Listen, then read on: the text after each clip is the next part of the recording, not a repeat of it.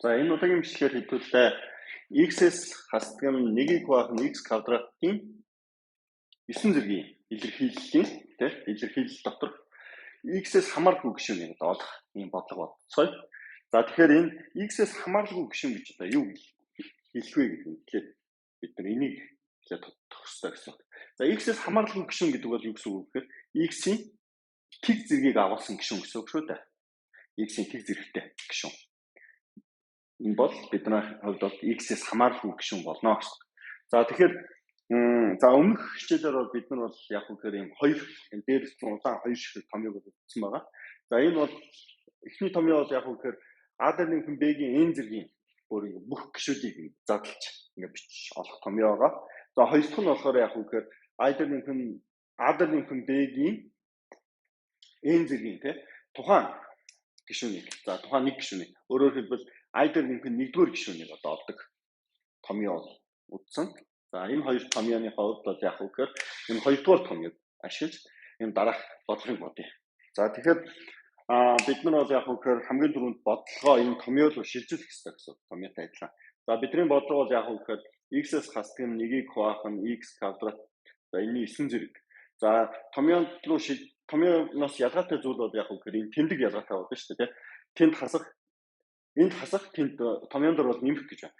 За тэгвэл томьёотой яг адилхан болоо биччихвэл x дээр нэмэх нь за тэгээд хасах 1-ийг хуваах нь x квадрат за энэ 9 зэрэг. За тийм бол энэ бол бидний хувьд томьёотой адилхан болчихлоо тийм. А-гийн хувьд бол биднэрт бол x байна. За Б-гийн хувьд болохоор яг үгээр хасах 1-ийг хуваах нь x квадрат байна шүү дээ. За тэгээд ийм томьёо руу бол яг үгээр энэ илэрхийлэл ингээд хэлбэрчлээд ингээд бичиж болж байна. За одоо яг үгээр хоёрдугаар томьёог ашиглаад за хэддүгээр гишүүн нь x-ийн тэг зэргийг авсан байгаа юм бэ гэдэг нь олчих. За тэгвэл биднэрт бол ямар томьёо авах ёстой вэ гэхээр ийм томьёо одоо тийм. За А-ийн нэмэх нь нэгдүгээр гишүүн буюу биднийхаар бол юу болох вэ гэхээр за 9-өөс I за мэдээж энд n бол 9 өгсөн учраас 9-өөс I гэж бичгэн. За A-гийн оронд бол x байгаа. X-ийн I зэрэг үржих нь за B-гийн оронд бол хасах 1-ийг хуваах нь x квадрат байгаа. За тэгээд томьёосоор 9-өөс хасдаг нь I болох хэрэгтэй тийм. За n-ийн оронд бол бид нар 9 гэдгийг одлуулчих. За одоо энд бол яг үгээр x-с хамааралгүй гэсэн учраас яг үгээр энэ x-ийн I маань энэ хуваарьт байгаа тийм. Арын үржирийн энэ хуваарьт байгаа x квадрат одоо энэ хоёр одоо ингээд квадрат зэрэг дэвшигдсэний дараа энэ хоёр хураагдаж x-үүд бол байхгүй болох ёстой гэсэн үг байна шүү дээ. За тэгэхээр эндээс бол I авчиж болно гэсэн. Хэдгээр I ямар тоо юм бэ? За тэгэхээр x-ийн I-ыг үржих нь за бид нар энэ тэмдэг ерөөсөө яахгүйгээр зөвхөн x дээр төвлөрөөд I олчих. За тэгвэл 1-ийг хуваах нь x квадратын 9-өөс хасдаг нь I гэд бичнэ. За тэгээд за мэдээж эхний үржир бол x-ийн I зэрэг байгаа. Үржих нь за ноогдрыг үржих зэрэг дэвшүүлэхдээ яг үгээр хуваарийг, хүртвэрийг тухайн зэрэгтэн дэвшүүлдэг тийм. За нэгийг ямар ч зэрэг дэвшүүлсэн нэг өөрөө гарна. За x квадратыг зэрэг дэвшүүлэхдээ илтгэгчүүдийн хооронд нь үржүүлэх хэрэгтэй. Тэгэхээр 2-ыг 9-оор үржүүлээд за гишүүнчилж үржиж байна. 2-ыг 9-оор үржүүлээд хасдаг нь I-ыг 2-оор үржүүлчихвэл 2I болно гэсэн. За тэгэхээр эндээс бол яг үгээр энэ хоёр хураагдах хэрэгтэй гэдэг чинь өөрөөр хэлбэл энэ илтгэгчүүд нь тэнцүү байна гэсэн үг. Тэ? Энд чинь ингээд тэг гарч явах хэрэгтэй шүү дээ. Хураагдаад байхгүй болно гэхээр чинь x-ийн I зэрэг x-ийн тэг зэрэг болж байна гэсэн. Тэгэхээр энэ хоёр бол яг үгээр тэнцүү байх хэрэгтэй гэсэн. Тэгэхээр эндээс бол илтгэгчүүд нь тэнцүү байх хэрэгтэй гэдгээс I тэнцүү 18-аас хасдаг нь 2I энэ хоёр бол хоорондоо тэнцүү байх хэрэгтэй гэсэн.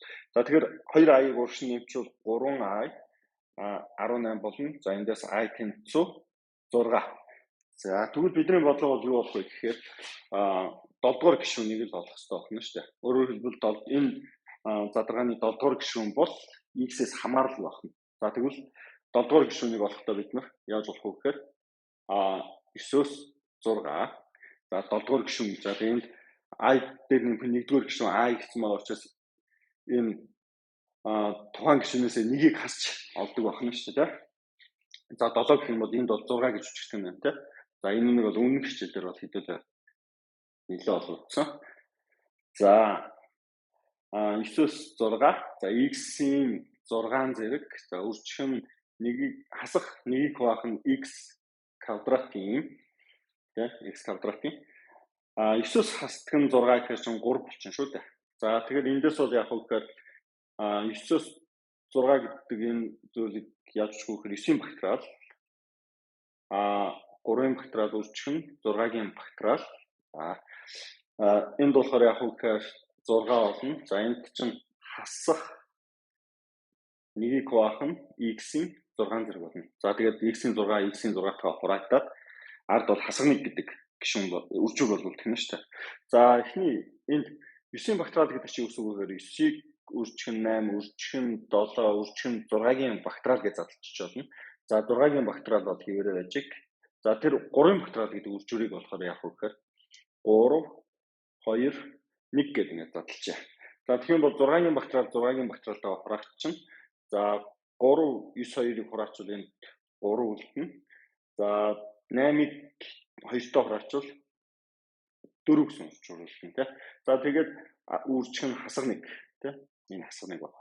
За эндээс 3-ыг 4-өөр үржүүл 12, 7-оор үржүүл хасах 84. Тэгэхээр бидний хувьд болохоор яг үгээр энэ илэрхийллийн x-с хамаарлаггүй гишүүн бол яг үгээр хасах 84 байжээ гэсэн.